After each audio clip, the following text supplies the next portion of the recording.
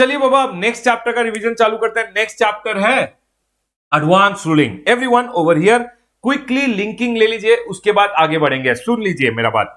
Sir हमने start किया था गुड्स एंड सर्विस से। गुड्स एंड सर्विस सप्लाई होगा, सप्लाई या तो इंटर स्टेट होगा या इंट्रा होगा, इंटर होगा या इंट्रा होगा, जीएसटी लेवी हो जाएगा। एक बार जीएसटी लेवी हो गया तो GST has to be collected and paid by a taxable person. Collection and payment कैसे करेगा?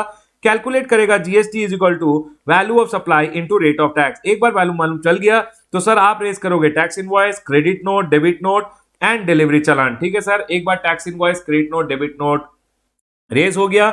उसके बाद आप मेंटेन कीजिए अकाउंट्स एंड रिकॉर्ड्स एंड आप भेज दीजिए गुड्स अदर पर्सन को with the help of E way bill. इसके बाद लायबिलिटी आ जाएगा। लायबिलिटी आ गया, आप इनपुट टैक्स क्रेडिट यूज कर लीजिए। उसके बाद आप रिमेनिंग अमाउंट का पेमेंट कर दीजिए। पेमेंट करने के बाद आप रिटर्न फाइल कर दीजिए। यहां तक मैंने आपको ऑलरेडी पढ़ा दिया है। अब सुनिए, अब गवर्नमेंट ने देखा कि जीएसटी एक नया लॉ है, किसी को भी कोई भी डाउट हो सकता है, इसलिए गवर्नमेंट ने क्या किया, गवर्नमेंट ने बोला इस दौरान अगर आपको कहीं पे भी कोई भी डाउट हो गया तो आप एक अथॉरिटी को अप्रोच कर सकते हैं, जिस अथॉरिटी का नाम दिया गवर्नमेंट ने एडवांस रूलिंग अथॉरिटी। आ जाइए चार्ट में एडवांस रूलिंग का। एडवांस रूलिंग बेसिकली क्या होता है कि अगर आपको जीएसटी में कहीं भी कोई भी डाउट आ रहा है तो आप एडवांस रूलिंग अथॉरिटी के पास जाइए, जो भी आपका क्वेश्चन है पूछिए। एक्चुअली कुछ क्वेश्चंस का लिस्ट दिया हुआ है, वही पूछ सकते हो, पूछिए और आपको एडवांस रूलिंग अथॉरिटी उसका आंसर देगी। चलिए आ जाइए समझते हैं एडवांस रूलिंग। सर ये एडवांस रूलिंग का मतलब क्या होता है? एडवांस रूलिंग का मतलब होता है डिसीजन जो दिया जाता है by authority for advance ruling या appellate authority for advance ruling. There are two authorities which are there. एक अथॉरिटी का नाम होता है अथॉरिटी फॉर एडवांस रूलिंग, जो एडवांस रूलिंग देती है। अगर आप एडवांस रूलिंग के अगेंस्ट अपील में जाते हो तो आप जाते हो appellate authority for advance ruling के पास। तो ये बोल रहे हैं जो भी डिसीजन दिया है एडवांस रूलिंग अथॉरिटी ने या appellate authority for advance ruling ने, उस डिसीजन को बोला जाता है advance ruling. Sir advance ruling start कहां से होता है? देख लीजिए, एडवांस रूलिंग स्टार्ट यहां से होता है। समझ लीजिए एक बंदा है, इस बंदे को है डाउट। सर ये बंदा कौन है? ये बंदा होता है एप्लीकेंट, इसको बोला जाता है एप्लीकेंट। एप्लीकेंट कौन हो सकता है? याद रखिएगा, very important in your exam. Applicant एक रजिस्टर्ड पर्सन भी हो सकता है, या फिर अगर आप रजिस्ट्रेशन नहीं ले रखे हो फिर भी आप डिजायरस हो obtaining registration. For an example आप बोल रहे हो सर मेरे को रजिस्ट्रेशन लेना है, लेकिन मेरे को पता नहीं है कि मैं ये जो बिजनेस स्टार्ट करने वाला हूं, ये बिजनेस में ये जो मैं ग्लास सप्लाई करूंगा इस पे जीएसटी रेट क्या है। तो गवर्नमेंट बोल रहा है रजिस्टर्ड हो चाहे अनरजिस्टर्ड हो, वो एडवांस रूलिंग के लिए एप्लीकेशन दे सकता है। तो रजिस्टर्ड पर्सन भी दे सकता है, unregistered person desirous of obtaining registration भी एडवांस रूलिंग के लिए एप्लीकेशन दे सकता है। सर एक बात बताइए, पहला क्वेश्चन आपको एग्जाम में पूछा जाएगा कि एडवांस रूलिंग के लिए कौन अप्लाई कर सकता है। ध्यान रखिएगा, एडवांस रूलिंग के लिए रजिस्टर्ड पर्सन भी अप्लाई कर सकता है या अनरजिस्टर्ड पर्सन जो बेसिकली डिजायरस होता है कि मेरे को रजिस्ट्रेशन लेना है, वो भी अप्लाई कर सकता है। सर एक बात बताइए, एक बंदा जब अप्लाई करेगा तो क्या कोई भी क्वेश्चन पूछ सकता है? नहीं बाबा, कुछ फिक्स क्वेश्चन दिए गए हैं अंडर सेक्शन नंबर 972, जो आप उस रिलेटेड क्वेश्चन ही पूछ सकते हो, उन्हीं टॉपिक रिलेटेड आप क्वेश्चन पूछ सकते हो। आपको देखना होगा see the advance ruling list, आपको एडवांस रूलिंग का लिस्ट देखना होगा। सी एडवांस रूलिंग लिस्ट, सी मतलब क्या होता है सर? सी मतलब अगर आपको कोई क्लासिफिकेशन रिलेटेड इश्यू है कि सर इसको आप किस में क्लासिफाई करोगे, सर इस बॉटल को मैं थर्मल इक्विपमेंट में क्लासिफाई करूं या बॉटल में क्लासिफाई करूं, आपको क्लासिफिकेशन रिलेटेड डाउट है तो उनके पास जाइए, वो बता देंगे कि किस HSN के अंडर आपको क्लासिफाई करना है। तो सर सर्विस, किस सर्विस अकाउंटिंग कोड के अंडर आपका सर्विस आएगा वो आपको बता देंगे। ठीक है सर। उसके बाद A for applicability of A notification, ये जो नोटिफिकेशन आया है ये मेरे को अप्लाई कर रहा है या ये नोटिफिकेशन मेरे को अप्लाई नहीं कर रहा है। अगर आपको क्वेश्चन पूछना है तो आप जाइए एडवांस रूलिंग अथॉरिटी के पास, वो आपको बता देंगे। ठीक है सर। आर रजिस्ट्रेशन मेरे को लेना है सर या नहीं लेना है, जाइए एडवांस रूलिंग अथॉरिटी के पास, वो आपको बताएंगे। एल फॉर लायबिलिटी, आप लायबिलिटी डिटरमाइन नहीं कर पा रहे हो, GST is equal to value of supply into rate of tax, आप वैल्यू डिटरमाइन नहीं कर पा रहे हो, जाइए एडवांस रूलिंग अथॉरिटी के पास, वो आपको हेल्प करेंगे लायबिलिटी डिटरमिनेशन के लिए। Sir I for ITC, sir ये जो मैंने कंस्ट्रक्शन किया इसका आईटीसी मिलेगा क्या, नहीं मिलेगा क्या, आप पूछ लीजिए एडवांस रूलिंग अथॉरिटी से, वो आपको बता देंगे। एस फॉर सप्लाई, सर जो मैं कर रहा हूं क्या वो सप्लाई हो रहा है, क्या वो सप्लाई है, क्या वो सप्लाई नहीं है, तो वो भी आपको एडवांस रूलिंग अथॉरिटी बता देगी। T for time of supply and value of supply, अगर डिटर्मिनेशन में कोई प्रॉब्लम है तो भी जाइए एडवांस रूलिंग अथॉरिटी के पास, वो आपको बता देगी। एग्जाम का एक क्वेश्चन होता है कि कौन से क्वेश्चन आप एडवांस रूलिंग अथॉरिटी को पूछ सकते हो। ठीक है सर, पॉइंट क्लियर है। यहां एक क्वेश्चन आता है कभी कभी, place of supply related issue, हमेशा ध्यान रखिएगा इंट्रा होगा या इंटर होगा, place of supply related determination कभी एडवांस रूलिंग अथॉरिटी उसमें हाथ नहीं लगाएगी। यही बोला है, question relating to place of supply can not be raised with the authority for advance ruling. जब भी place of supply related issue है, वो बोल रहे हैं एडवांस रूलिंग अथॉरिटी के पास आप नहीं जा पाओगे, वो आपका केस को हाथ नहीं लगाएगी। ठीक है सर। सर जब एक पर्सन को एडवांस रूलिंग चाहिए वो क्या करेगा, तो ये एक बंदा था जो कंफ्यूज था, क्या करेगा, ये एक एप्लीकेशन देगा to the authority for advance ruling. Authority for advance ruling हर एक स्टेट हर एक यूनियन टेरिटरी में होता है। ठीक है सर, हर एक स्टेट हर एक यूनियन टेरिटरी में होता है। अब ये जब एप्लीकेशन देगा तो ये देगा GST application for advance ruling 01, GST ARA 01 में एप्लीकेशन देगा। 5,000 रुपए का फीस लगता है सीजीएसटी में, एसजीएसटी में भी सिमिलर अमाउंट 5,000 रुपीज लगेगा, फीस भी लगाएगा साथ में। अब इनको एप्लीकेशन जाएगा। अब जब application authority for advance ruling के पास आएगा, वो क्या करेंगे, वो एप्लीकेशन को फॉरवर्ड कर देंगे एक कंसर्न्ड ऑफिसर को। सर ये कंसर्न्ड ऑफिसर कौन होता है, कंसर्न्ड ऑफिसर वो ऑफिसर है जिसको अपॉइंट किया गया है for all the advance ruling का एप्लीकेशन। बेसिकली जब भी एडवांस रूलिंग का एप्लीकेशन इनके पास आएगा तो कंसर्न्ड ऑफिसर को भेज दिया जाएगा जो कंसर्न्ड है with respect to advance ruling का एप्लीकेशन। मतलब ये एक ऑफिसर ऐसा ऑफिसर है जिसको स्टेट में अपॉइंट किया जाता है ताकि जो भी एडवांस रूलिंग का एप्लीकेशन आए इसको फॉरवर्ड किया जाएगा और ये उस एप्लीकेशन रिलेटेड जो भी डिटेल्स है सारे फॉरवर्ड कर देगा किसको, इनको। ठीक है सर, पॉइंट क्लियर है। अब सुन लीजिए, अब एडवांस रूलिंग अथॉरिटी जो है वो क्या करेगी, आपका एप्लीकेशन प्लस इससे जो भी डिटेल्स वगैरह मिला है उसको कंपेयर करेगी, एग्जामिन करेगी आपका एप्लीकेशन प्लस जो भी रिकॉर्ड्स उनको दिया है उस ऑफिसर ने, कंसर्न्ड ऑफिसर ने। ठीक है सर, उसके बाद अपॉर्चुनिटी ऑफ बीइंग हर्ड देगी, किसको, बुलाएगी दोनों को, कंसर्न्ड ऑफिसर इधर आ जा, एप्लीकेंट इधर आ जा। अगर आप जा रहे हो तो आप जाइए, नहीं तो आप अपने ऑथराइज्ड रिप्रेजेंटेटिव को भेज दीजिए। कंसर्न्ड ऑफिसर जाएगा या कंसर्न्ड ऑफिसर अपने ऑथराइज्ड रिप्रेजेंटेटिव को भेज देगा। ठीक है सर।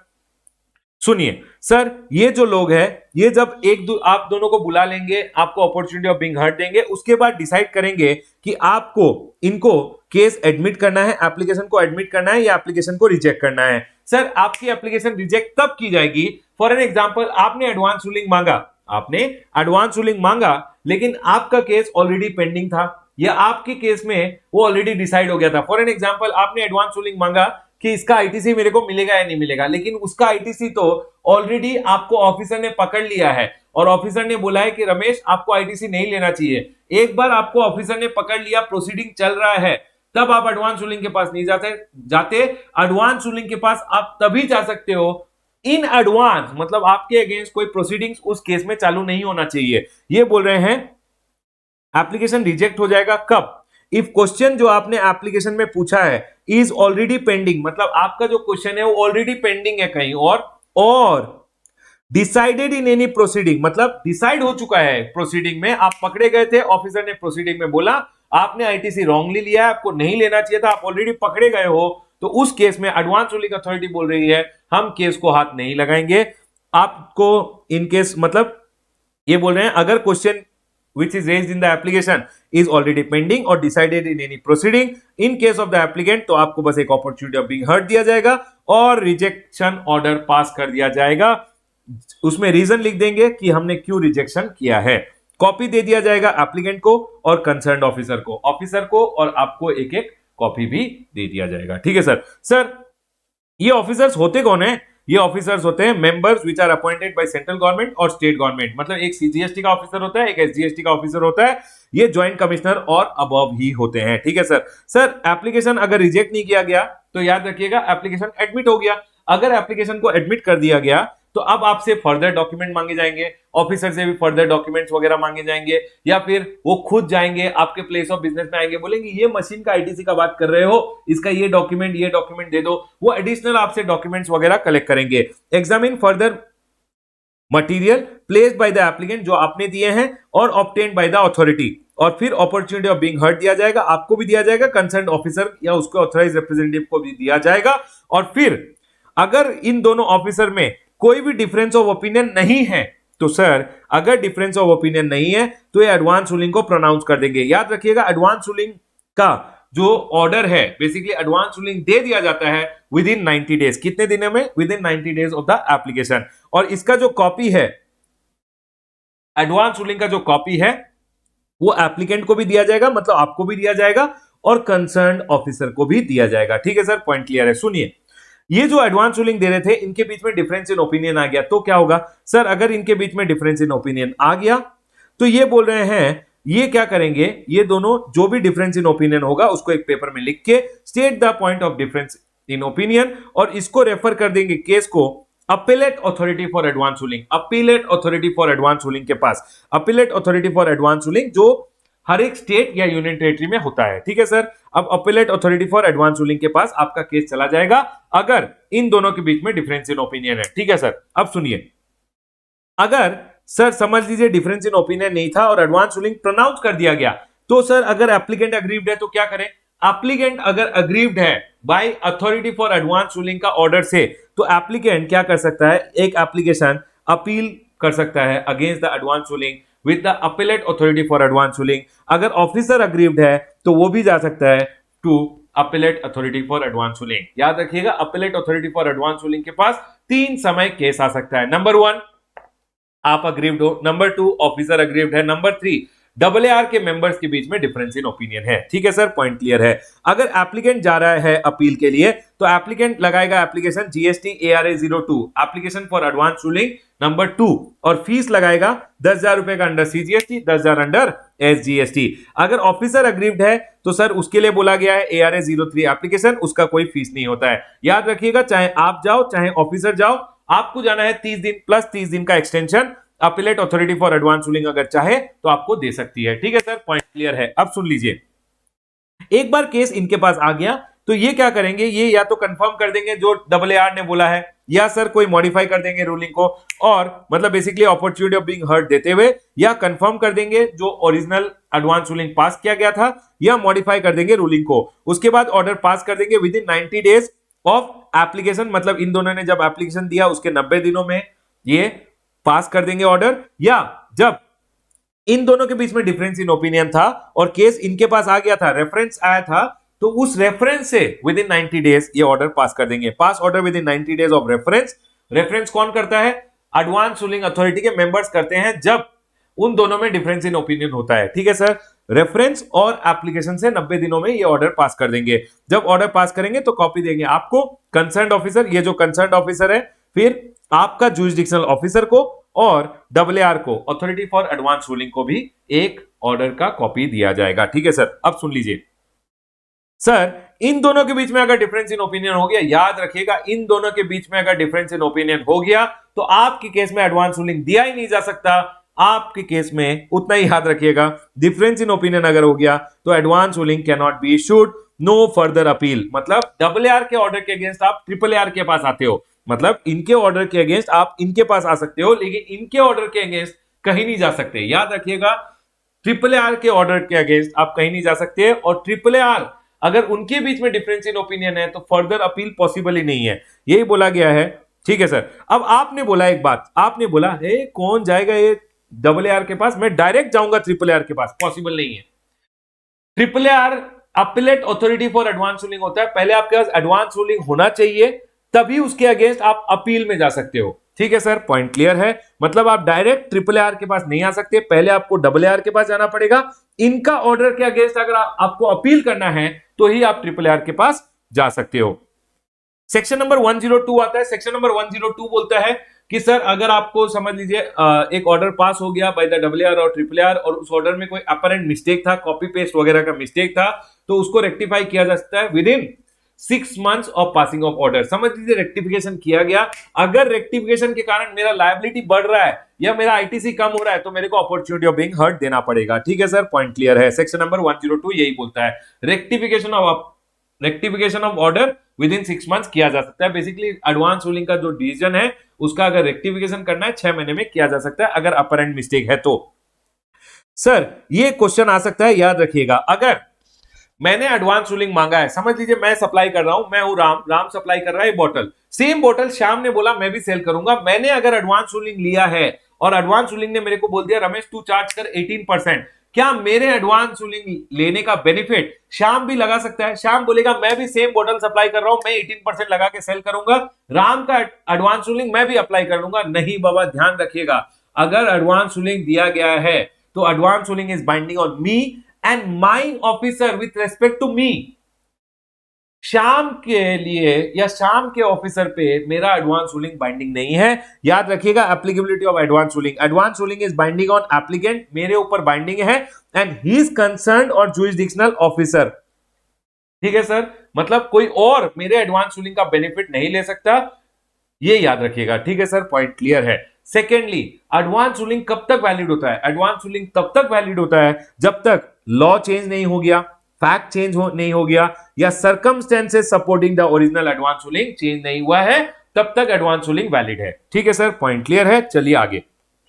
सर, एक पर्सन ने एडवांस रूलिंग ले लिया बाय फ्रॉड, विलफुल मिसस्टेटमेंट और सप्रेशन ऑफ फैक्ट, तो याद रखिएगा एडवांस रूलिंग वॉइड एब इनिशियो है। आपने डुप्लीकेट डॉक्यूमेंट, रॉन्ग फैक्ट्स वगैरह देते हुए एडवांस रूलिंग अगर ले लिया है तो एडवांस रूलिंग वॉइड एब इनिशियो है। ठीक है सर, उसके बाद यह है एक पॉइंट पूछ सकते हैं एग्जाम में, by chance third graded question है कि सर अगर एडवांस रूलिंग अथॉरिटी और ट्रिपल आर, एआर और ट्रिपल आर का पावर्स क्या क्या है? पावर्स ऑफ डबल आर और ट्रिपल आर, इनका पावर्स है डिस्कवरी एंड इंस्पेक्शन।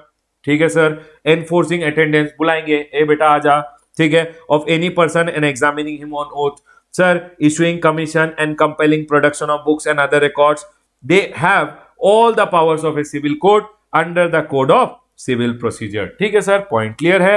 यहां मेरे को लगता है एग्जाम में जो पूछ सकते हैं, पहला एक ध्यान रखिएगा कि कितना फीस होता है, 5000 rupees under CGST, 5000 under SGST, double R का फीस, ट्रिपल आर का fees 10,000 rupees under CGST, 10,000 under SGST.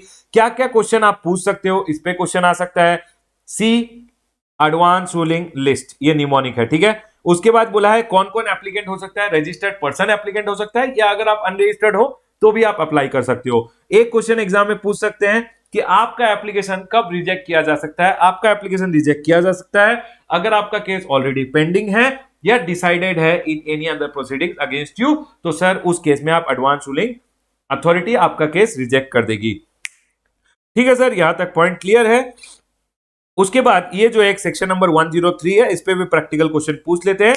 ध्यान रखिएगा 105 पे भी हो सकता है छोटा मोटा क्वेश्चन पूछ ले। सी ग्रेडेड चैप्टर है लेकिन 2 से 4 मार्क आ सकता है, ध्यान रखिएगा। ठीक है सर, पॉइंट क्लियर है। यहां मेरा डिस्कशन ऑन एडवांस रूलिंग खत्म होता है।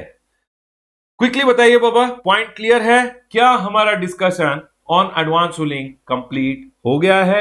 यस सर, डिस्कशन कंप्लीट है। यहां मैं अपना discussion on advance ruling close करता हूं।